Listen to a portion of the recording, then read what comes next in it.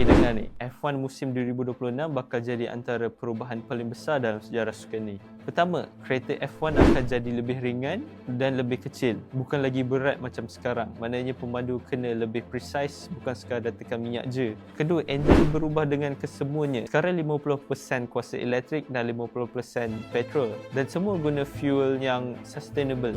Sistem MGUH akan dibuang sepenuhnya dan sistem elektrik akan menjadi lebih power. Yang ketiga, yang ni yang paling shocking sekali lah. DRS akan dihapuskan dan akan ganti dengan active aero or overtake mode. Pemandu boleh buka wing ikut situasi, bukan tunggu zone je sekarang. Apa maksud dia? Overtake lepas ni lebih kepada skill dan timing, bukan nasib. Sebab perubahan ni besar gila, ada pemandu sendiri cakap diorang excited tapi nervous. Tim besar pun tak semestinya akan domain macam last year. F1 2026 ni menjadi reset button untuk semua pasukan.